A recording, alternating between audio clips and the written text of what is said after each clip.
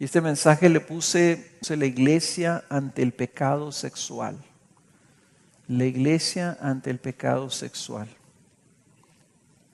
Porque hemos estado hablando de esto, de cómo el Evangelio informa nuestra respuesta, nuestra interpretación ante un mundo caído que ahora está cumpliendo lo que dice Romanos capítulo 1, que no solamente practica el pecado, sino que lo está celebrando, lo está aprobando. Está diciendo que es bueno lo que la Biblia y la palabra de Dios nos dicen que no es bueno, que no es la voluntad de Dios. Entonces, estas 2 semanas pasadas hemos visto cómo es la dinámica del pecado. ¿Qué es lo que realmente está sucediendo de cómo el hombre escoge rechazar a Dios, escoge darle la espalda a Dios y hacer su propia voluntad, decide no honrar a Dios ni darle gracias a Dios y Dios los entrega a sus deseos. Y es una espiral descendente que una vez entregados a tus deseos, tu mente va cayendo y tus pasiones van siendo cada vez más degradantes y una mente depravada, dice, para hacer lo que no conviene. Y dentro de todos esos pecados él ilustra el pecado del homosexualismo y cómo es tan absurdo realmente. Lo define Pablo como un pecado que pecas en contra de la naturaleza misma, que va en contra de lo que es natural. Pero ya no lo ven porque está el mundo siguiendo sus propios deseos. Pero ¿cómo respondemos nosotros entonces como iglesia? ¿Qué vamos a hacer? Muchos de ustedes tienen vecinos que son parejas de personas del mismo sexo. ¿Okay? ¿Qué debes hacer tú como creyente? ¿Evitarlos? ¿Ignorarlos? O tal vez piensas, no, pues es que hay que ser tolerantes y pues animarlos y recibirlos y aceptarlos. ¿Cuál debe ser nuestra postura? Yo se los voy a poner así más serio. Aquí en la iglesia van a empezar a venir parejas del mismo sexo, pero ya hasta casados. Ya con un documento que dice que legalmente son casados y que la sociedad ya los endosa y los aprueba. Y ellos han oído el mensaje que dice lo que tú estás haciendo no solamente es aceptable, sino que es bueno. ¿Cómo les decimos nosotros que la Biblia dice, que Dios dice que no es bueno? Que eso que ellos están sintiendo de manera tan real y tan natural y tan fuerte, no es más que el que Dios los entregó a que sus propios deseos se degraden y sus mentes, ¿verdad?, se depraven. ¿Cómo comunicamos con ellos? ¿Cuál es nuestra función como iglesia? Y el día de hoy lo que quiero hacer es un recorrido rápido en un par de pasajes de la Biblia, tratando no solamente de describir qué creo yo que Jesús quiere, la actitud que creo yo que Jesús quiere que tengamos, sino también dar un poquito de esperanza sobre lo que la Biblia dice, cuál es la esperanza que tiene la persona que lucha contra deseos homosexuales y cómo puede esa persona cumplir el propósito de Dios en su vida a pesar de que tiene esos deseos. Entonces, ¿dónde empezamos? Pues empezamos en el Evangelio, porque ahí empezó Pablo, si ustedes se acuerdan, en el capítulo 1 de Romanos, en el primer mensaje, Pablo empezó en el Evangelio, inclusive ese pasaje de capítulo 1 de Romanos es el capítulo 1, los Romanos no se termina en el capítulo 1, empieza apenas. Entonces Pablo desarrolla todo el Evangelio, desarrolla la teología de la redención de Cristo Jesús y empieza diciendo que confía en el Evangelio porque es el poder de Dios para la salvación de aquellos que están perdidos. Entonces ahí es donde tenemos que empezar. Hermanos, el Evangelio no nació, la iglesia no nació en un mundo bueno. La iglesia no nació en un mundo así que todos eran bien morales, nació en un mundo igual o peor de pecaminoso que el que vivimos nosotros. El mundo siempre ha estado lleno de pecado. El mundo siempre ha estado en rebelión contra Dios. El hombre siempre ha tenido el principio de impiedad dentro de sí mismo. Entonces no debemos de sorprendernos. La verdad de las cosas es que nada ha cambiado. Todo ha cambiado, pero nada ha cambiado. Porque sigue siendo el problema del hombre el mismo. Nomás son diferentes manifestaciones y diferentes contextos y diferentes situaciones históricas. El diablo siempre ha resistido el evangelio y siempre ha atacado el evangelio y siempre se ha opuesto al evangelio, así que no debe sorprendernos que maquine a través de décadas nuevas estrategias para afectar la salvación de los hombres y para perder a la humanidad, pero el evangelio avanza, siempre avanza.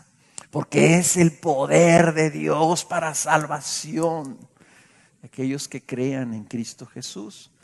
Entonces, nosotros tenemos que estar seguros. ¿Creemos eso? ¿Creemos que una persona que ha caído en una degradación sexual en su vida puede ser transformada y salvada por el poder de Dios en el evangelio? Ahí tenemos que empezar.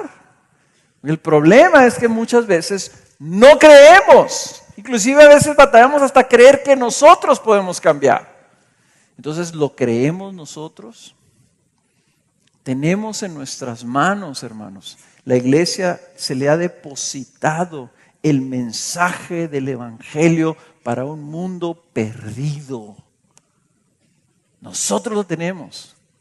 Eso ahí debemos de partir. ¿Qué vamos a hacer con eso? ¿Vamos a guardar una bolsa? ¿Vamos a poner la lámpara abajo de una mesa? ¿O vamos a permitir que brille?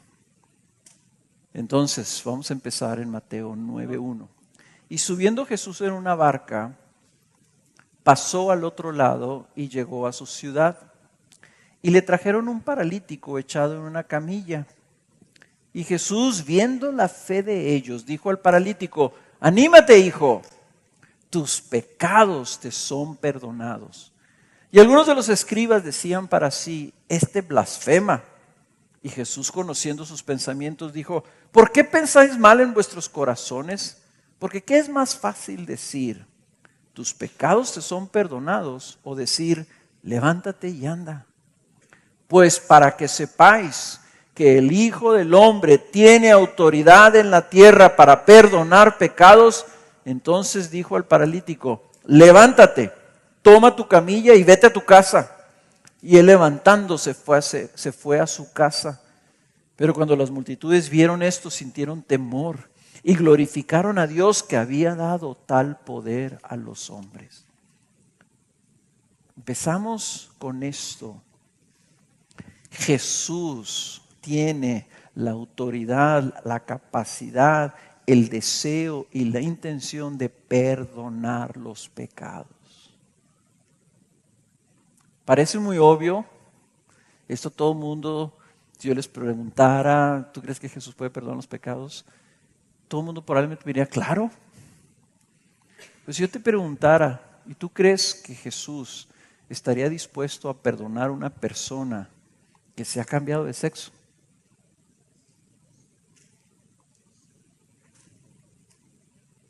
¿Tú crees que Jesús puede perdonar a una persona que ha abusado sexualmente de un niño?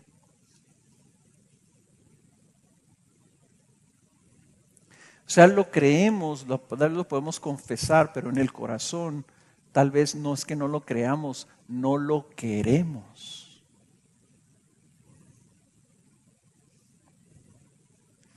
Fíjense, Jesús tiene autoridad para perdonar pecados. El pecado sexual no es el pecado imperdonable. Pero nosotros a veces actuamos como que sí lo es. Y decimos: esa persona está bien perdida, no tiene esperanza. Jesús establece que Él tiene poder para perdonar los pecados. La gente del pueblo se maravilló de que este hombre le dice a un paralítico: levántate y anda. Y le dice a ese mismo paralítico: tus pecados son perdonados. Ese hombre vino a la tierra, ese es el evangelio.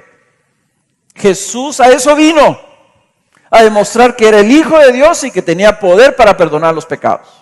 A eso vino, y es más, vino para asegurar que era posible perdonar los pecados muriendo en la cruz. O sea, todo lo que Dios mandó a hacer a Jesús se resine en eso, ¿verdad? No es poca cosa esto. Cristo vino para rescatar a los pecadores y para perdonarles sus pecados. Esto es central en el Evangelio. Y nosotros no debemos alejarnos de ello. Nosotros también debemos maravillarnos de que Jesús tiene poder para perdonar los pecados, de que Jesús quiere perdonar los pecados de los hombres. Eso debería maravillarnos. Debería maravillarnos que Jesús haya perdonado tus pecados. Debería maravillarme y a mí me maravilla, Señor, no solamente perdonaste mis pecados pasados que cometí en mi ignorancia, perdonaste mis pecados posteriores que cometí en mi conocimiento y perdonaste mis pecados que cometeré. ¿Qué es esto? ¿Quién es este Dios que perdona los pecados? Y los fariseos se indignaron. ¿Cómo somos nosotros? Hermanos, nosotros debemos de celebrar cuando un pecador se arrepiente y debemos de invitar a los pecadores a que vengan a Cristo porque Cristo tiene autoridad para perdonar los pecados y nuestro evangelio es el evangelio que anuncia el perdón de los pecados para los pecadores por medio de Jesucristo. Esa es la buena noticia. Eso es lo que tenemos que estar anunciando. Cristo vino a perdonar los pecados. Digo, el versículo 8 dice, pero cuando las multitudes vieron esto, sintieron temor y glorificaron a Dios que había dado tal poder a los hombres. Y luego, fíjense inmediatamente, versículo 9. Vamos a leer del 9 al 13. Cuando Jesús se fue de allí, vio a un hombre llamado Mateo, sentado en la oficina de los tributos. Y le dijo, o sea, Jesús le dijo a Mateo, sígueme. Y levantándose, le siguió. Y sucedió que estando él sentado a la mesa en la casa, he aquí muchos recaudadores de impuestos y pecadores llegaron y se sentaron a la mesa con Jesús y sus discípulos. Y cuando vieron esto, los fariseos dijeron a sus discípulos, ¿por qué come vuestro maestro con los recaudadores de impuestos y pecadores? Al oír él esto dijo, los que están sanos no tienen necesidad de médico, sino los que están enfermos. Mas id y aprended lo que significa misericordia quiero y no sacrificio, porque no he venido a llamar a justos, sino a pecadores. Mateo era un publicano, un recaudador de impuestos. Los judíos les pusieron a los publicanos, no les decían recaudadores de impuestos, les decían pecadores. La palabra pecador significa literalmente lo que nosotros ahorita, por ejemplo, decimos, es un criminal. Así decían, es un pecador, como definiendo a todos aquellos que eran inmorales, criminales, homicidas. Era el mismo término que le decían a un asesino, si ustedes se acuerdan. Era el mismo término que le pusieron a los que crucificaron enseguida de Cristo. Entonces eran pecadores, eran criminales ante los ojos de los judíos. Okay. Pero Jesús escogió a uno de esos para que fuera uno de sus 12 discípulos. Y yo creo que Mateo se describe a sí mismo no como un publicano, no dice, y Jesús vio a un publicano que se llamaba Mateo, no dice, Jesús vio a un hombre. Porque yo creo que Mateo quiere enfatizar el hecho que Jesús no lo vio como publicano. Jesús no lo vio en base a lo que él estaba haciendo, que era inmoral. Era incorrecto, era abusivo, era aprovechado, era avaricia. Jesús no nos ve en base a lo que estamos haciendo mal. Jesús ve lo que Él puede hacer con nosotros. Jesús lo llamó porque dijo, yo quiero que tú seas mi discípulo. Jesús lo que estaba viendo era lo que iba a hacer con Mateo. Estaba viendo a Mateo transformado, estaba viendo a Mateo regenerado, estaba viendo a Mateo arrepentido, estaba viendo la obra que iba a hacer con Mateo. Para Jesús el pecado no nos define. Nosotros sí etiquetamos a la gente y decimos, no, ese es un mentiroso, no, ese es un hipócrita. Jesús dice, ese es un hombre, esa es una mujer que yo puedo salvar, que yo puedo hacer una nueva criatura, que yo puedo adoptar como mi hijo. Ese hombre, esa mujer puede ser un heredero mío que pase conmigo la eternidad en la gloria. Jesús no nos define por el pecado que cometemos, sino nos define por lo que Él puede y va a hacer con nosotros. Jesús no nos ve. Nosotros podemos pasar de largo de la vida, enseguida de personas que Jesús está viendo y está amando. Y valora, porque ve lo que Él puede hacer con las personas. Vean que llamó a Mateo y luego llama a Mateo que lo siga y luego se va a la casa con Mateo, a su casa, no a la casa de Jesús. Dice, estaban comiendo en la mesa. Dijo, vamos a comer, sígueme, ¿a dónde? A tu casa. Igual que Zaqueo, que también era un publicano. Vamos a tu casa. Y dice que estando en su casa se llenó de los amigos de Mateo.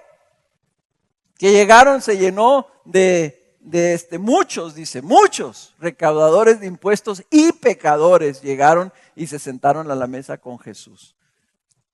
¿Por qué? Pues porque Mateo no podía tener amigos normales. Todos sus amigos eran pecadores repudiados por la sociedad. Entonces, pues se juntaban. No tenían vida social más que con los puros pecadores. Y eso es normal, hermanos. No nos sorprenda, ¿verdad?, que se junten los pecadores. Pues porque ¿con quién se van a juntar?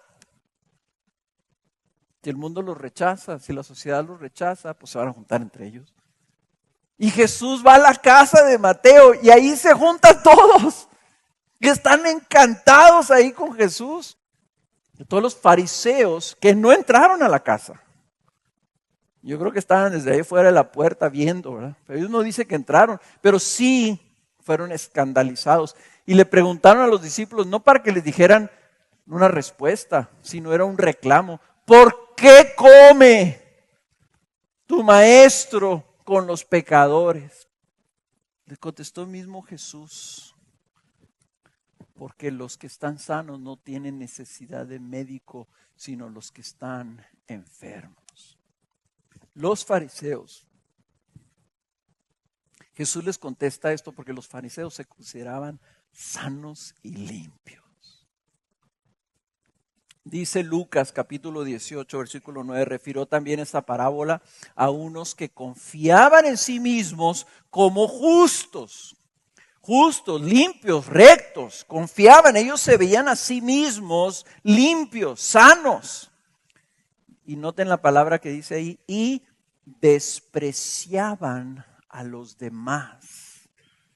Esta es la parábola. Dos hombres subieron al templo a orar. Uno era fariseo y el otro recaudador de impuestos, estos tremendos. El fariseo puesto en pie oraba para sí de esta manera, Dios, te doy gracias porque no soy como los demás hombres, estafadores, injustos, adúlteros, ni aun como este recaudador de impuestos. Yo ayuno 2 veces por semana, doy el diezmo de todo lo que gano, pero el recaudador de impuestos de pie y a cierta distancia no quería ni siquiera alzar los ojos al cielo, sino que se golpeaba el pecho diciendo, Dios, ten piedad de mí, pecador. Y esta es la conclusión de Jesús. Os digo que éste descendió a su casa justificado, pero aquel no, porque todo el que se ensalza será humillado, pero el que se humilla será ensalzado. El Señor describe a los fariseos como aquellos que confiaban en su propia justicia y despreciaban a los demás porque eran pecadores. Estos fariseos ayunaban, diezmaban, cumplían todas las reglas, se purificaban, se guardaban del pecado, se sabían la Biblia, la leían todos los días, la obedecían. Eran los cristianos perfectos que todos los pastores queremos tener en la congregación. Desgraciadamente, el problema de los fariseos era que luego ellos se consideraban justos, eran legalistas. Se consideraban justos por lo que hacían y despreciaban a los que eran todo lo contrario a ellos. Y nosotros como cristianos tenemos la misma tentación de pensar que de alguna manera nosotros somos mejores que ellos. Porque yo no hago esto, yo no hago aquello. Yo hago esto y esto y esto y esto otro. Yo sí agrado a Dios. Yo sí la llevo bien con el Señor. El Señor está contento conmigo. Aquel está bien perdido. Y esa actitud la tenemos contra los pecadores y luego la tenemos contra los hermanos que no hacen lo que nosotros esperamos que deban hacer. Nosotros también podemos ser como los fariseos. Considerarnos que de alguna manera ya jugamos en las ligas mayores, ¿verdad? O sea, están los ángeles y luego está como Pedro, Pablo, esos vatos, Juan, ¿verdad? Y luego nosotros.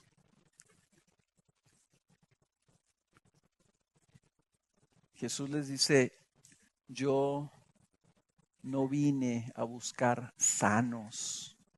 Entonces Jesús vino a buscar pecadores, vino a llamar pecadores. Y dice el Señor, quiero que aprendan lo que significa misericordia quiero y no sacrificio. Misericordia quiero. ¿Cómo tenemos que aprender esta lección, hermanos? Repito lo que he dicho estos últimos 3 domingos. La única diferencia entre una persona pecadora y nosotros, la única diferencia es que nosotros hemos recibido misericordia. Es la única misericordia. Porque eso éramos todos nosotros. Ni siquiera voy a decir algunos de nosotros. Algunos eran homicidas, algunos eran inmorales, algunos eran adúlteros, algunos eran mentirosos. Pero todos éramos pecadores, apartados de Dios, bajo la ira de Dios, condenados en nuestra vida. Viviendo en nuestra impiedad, siguiendo nuestros deseos y estando dispuestos a la voluntad de Dios en el sentido de que se iba a declarar sobre nosotros un juicio. Entonces, hermanos, no tenemos nada de qué gloriarnos porque lo único que tenemos es la misericordia que se nos dio. Eso es lo único que nos distingue, que alguien nos dio algo. Así somos. Se nos olvida que todos estamos en la fila para la perdición y a nosotros se nos dio, se regaló misericordia. Entonces dice el Señor, yo quiero que ustedes aprendan eso. Yo no anduve buscando a ver quién me sacrificaba más, a ver quién se quemaba vivo para lograr la salvación. Yo ando buscando a alguien que tenga misericordia de los pecadores como yo he tenido misericordia de ustedes. Cuando Jesús fue con Zaqueo a su casa, que también era un estafador publicano, también fue cuestionado, ¿por qué entras a la casa de Zaqueo? Y él les dice en Lucas 19:10, porque el Hijo del Hombre ha venido a buscar y a salvar lo que se había perdido. Y me encanta que Jesús dice, yo vine a buscarlos. Pues si no, ¿para qué bajó del cielo? Jesucristo se despojó de su gloria para hacerse hombre, para venir a buscar a los pecadores. Y nosotros tenemos que preguntar, ¿nosotros estamos buscando a los pecadores? ¿Los estamos invitando a que vengan a oír? ¿O los estamos evitando? ¿Los estás invitando o los estás evitando? Hermanos, en estos tiempos, ahorita no es tiempo de alejarnos de los pecadores, es tiempo de ir a buscarlos. ¿Y qué con los narcotraficantes? Y un día se le ocurrió a un narcotraficante ir a la iglesia. Y llegó una persona escandalizada con nosotros. Oye, ¿qué vas a hacer? ¿Por qué? ¿De qué? ¿Que no te diste cuenta? ¿Qué? ¿No supiste quién fue a la iglesia? Pues no. Pues fulano de tal. Y yo no sé quién sea. Pues es el hermano de un narcotraficante muy conocido aquí. Ah, gloria a Dios. ¿Pero qué vas a hacer? Pues no supe de por qué era la pregunta. Digo, no te entiendo. ¿Qué tengo que hacer o qué? Dice, ¿lo vas a dejar que siga viniendo? Pues dije, pues si está buscando de Dios, claro que sí. Y si vienen y lo matan aquí adentro de la iglesia, pues sospecho que se van a llevar a 2 que 3 hermanos, más vale que los agarre preparados, ¿verdad?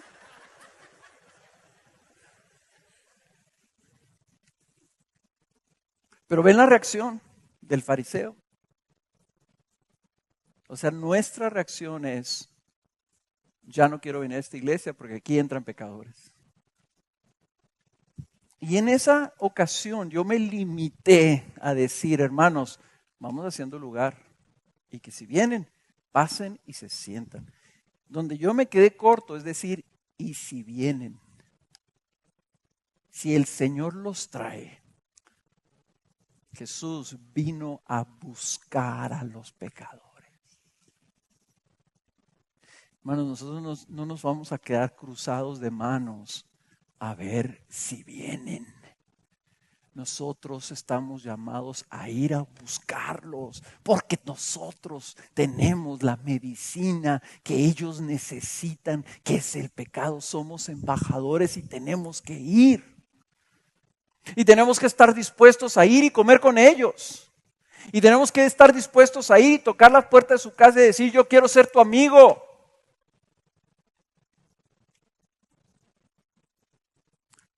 Esa es la transformación que el Evangelio tiene que hacer en nuestros corazones, hermanos. Porque no vino el Señor a formar clubes de piadosos, vino a buscar y a salvar lo que está perdido. Y nosotros estábamos perdidos y Cristo vino y nos buscó a nosotros o usó a alguien más para venir a traernos a Él. Ahora nos dice, ahora quiero que vayas tú.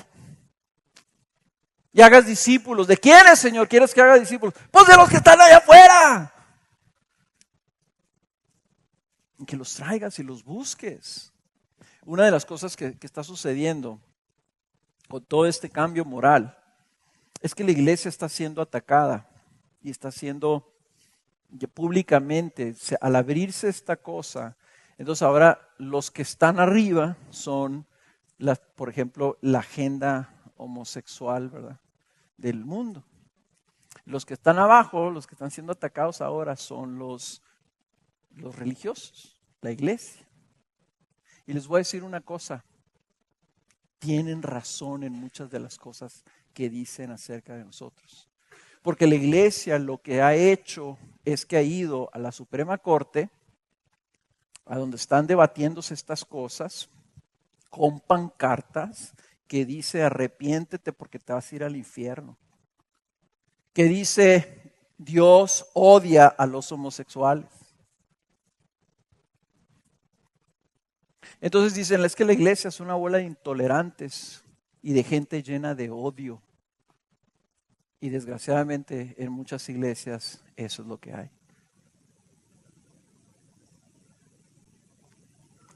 Esas personas, si están viviendo una vida en su homosexualismo cediendo a eso, están en pecado. Pero que levante la mano aquí el que esté libre de pecado. O que levante la mano el que piense que su pecado es menor que el de ellos. O que levante la mano el que piense que su pecado no requirió de la sangre de Jesucristo para lavarlo o para perdonarlo, pero el de ellos sí. ¿Ven? Cuando dicen los cristianos son hipócritas, a eso se refieren. Porque se nos olvida que éramos nosotros iguales. Cuando se nos dice son intolerantes, es por eso, porque se nos olvida. Y entonces no toleramos al pecador, pero si nosotros éramos iguales. Cuando nos dicen que que odiamos, es verdad, porque no amamos al pecador como Cristo los amó y vino a buscarlos y a llamarlos para que se salven. ¿Cómo respondemos? El Evangelio, hermanos, nos debe de llevar a llorar y a que nuestro corazón se quebrante porque hay personas que no lo conocen. Y unos vivirán de cierta forma y otros vivirán de otra forma, pero lo que necesitan es a Cristo. Voy a decir una cosa. Zaqueo, cuando vio que Jesús entró a su casa, dijo, ¿sabes qué? Voy a devolver todo lo que he robado. Y al que le haya robado le voy a devolver, ¿cuántas partes? 4 partes más. Y la mitad de mis bienes los voy a regalar a los pobres. Yo no veo que dice que Jesús lo regañó. Jesús no le dijo, eres un ladrón. Le dijo, voy a ver a tu casa. Jesús no le dijo, esto es lo que tienes que hacer, tienes que devolver 4 veces. ¿Cómo le hizo Jesús? Fue a su casa a comer con él. ¿No creen ustedes que es más fácil que una persona que está en pecado te escuche si estás en su casa comiendo con él, amándolo como amigo, hablándole como amigo y diciéndole porque te amo, porque eres mi amigo, porque tú has visto que yo he estado aquí hablándote, visitándote, sirviéndote, ayudándote? Déjame decirte, ¿qué piensas de esto? ¿Qué piensas de Jesús? Déjame te hablo de Jesús. El otro día un joven me preguntó, pastor, ¿y qué hago? Yo tengo un amigo que es homosexual. ¿Cómo le digo que tiene que dejar ese pecado? Le dije, ¿no fuiste llamado a andar señalándole el pecado a la demás gente? Tú fuiste llamado a anunciar a Jesucristo. Deja que sea Jesucristo el que le diga que eso está mal. Tú dile que Jesucristo ha venido a tener misericordia de los pecadores. Y ese es el camino.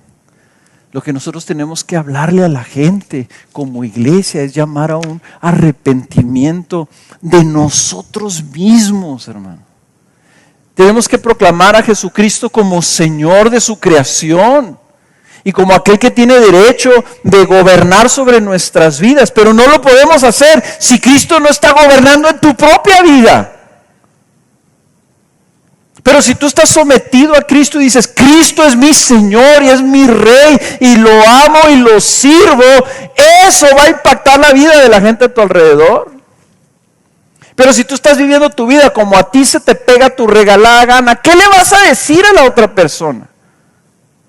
Vas a querer cambiarle su comportamiento. Eso es moralismo. La iglesia no está aquí para cambiarle el comportamiento a la gente. La iglesia está aquí para anunciar el Evangelio de Jesucristo. Es el Espíritu Santo regenerando a la persona y transformando a la persona que de adentro hacia afuera cambia el comportamiento de las personas.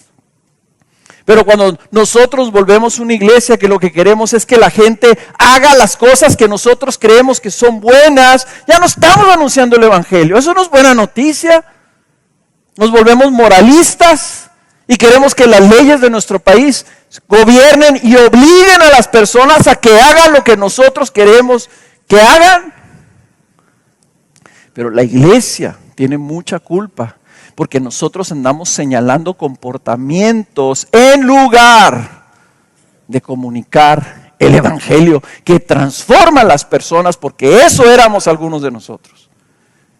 Pero Cristo nos justificó y Cristo nos santificó. Y por eso es que ahora actuamos y creemos y decimos y vivimos las cosas de manera diferente. Ellos necesitan el evangelio. Ellos necesitan conocer a Cristo Jesús. Ellos necesitan leer lo que Cristo dice acerca de sí mismo en la palabra. Ellos necesitan escuchar las buenas nuevas. Yo creo que si ellos ven y escuchan el evangelio, el poder de Dios, su Espíritu Santo traerá convicción de pecado y traerá una transformación que los lleve al arrepentimiento. Entonces, ¿es el pecado sexual el más difícil? No. Es igual que los demás pecados. Pero a la misma vez no es igual que los demás pecados. Tiene particularidades. Tiene retos particulares para esas personas. Tiene implicaciones y consecuencias diferentes.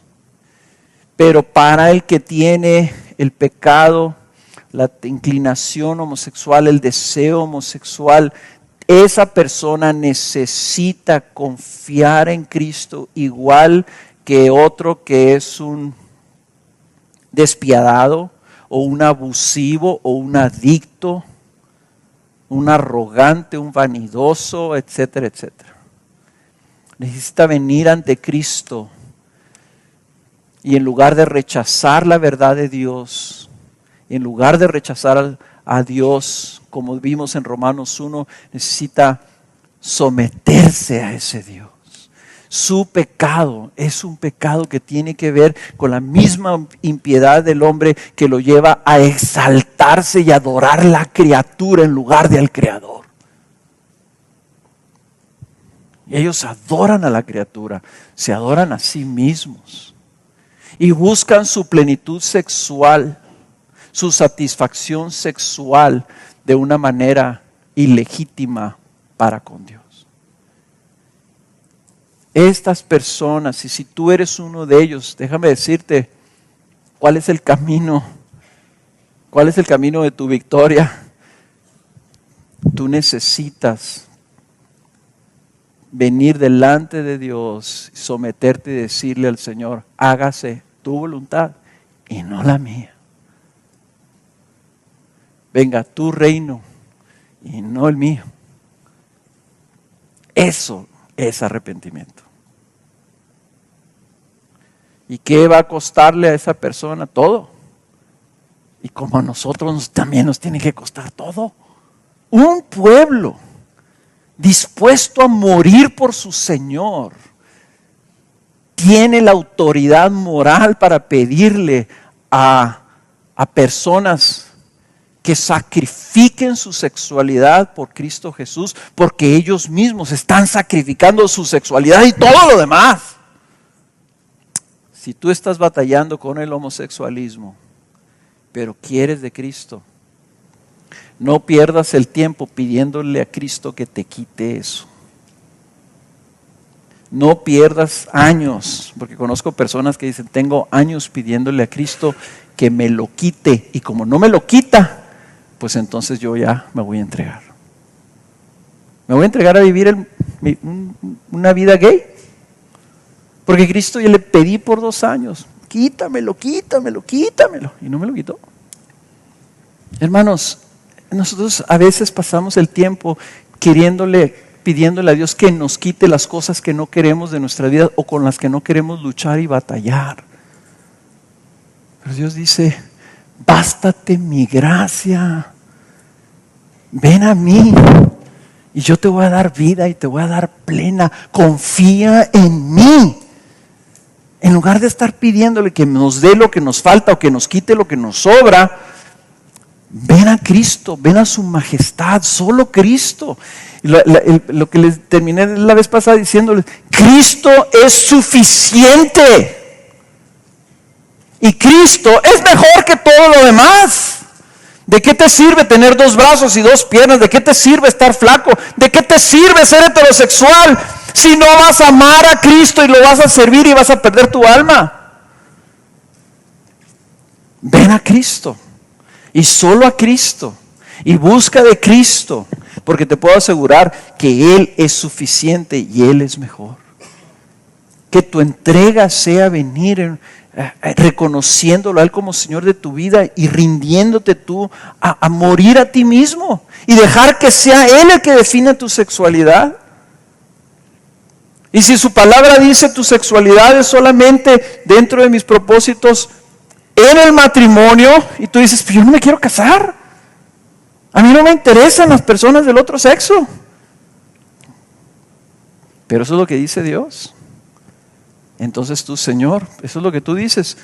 Y si yo tengo un deseo incorrecto, Señor, yo no le voy a dar cabida. Y es lo que vimos la vez pasada. La Biblia nos dice que nosotros tenemos que renunciar a nuestros deseos pecaminosos. Y no se trata de reprimirlos y aguantarnos y voy a aguantar. No, se trata de que les des la espalda y que busques aquellas cosas que provienen del Señor.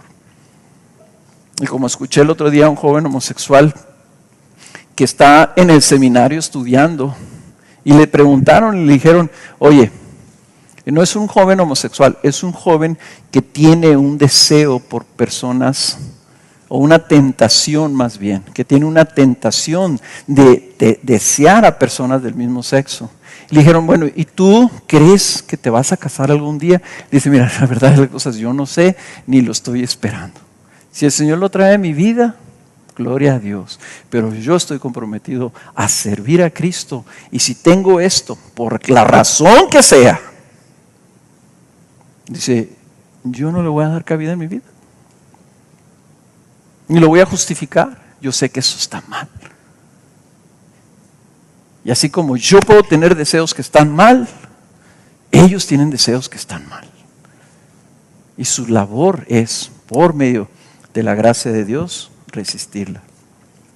Mi sueño es que seamos una iglesia en donde pueda venir cualquier persona con cualquier pecado y que reciba el evangelio de Jesucristo, no solamente de palabra, sino también en la acción de sus miembros.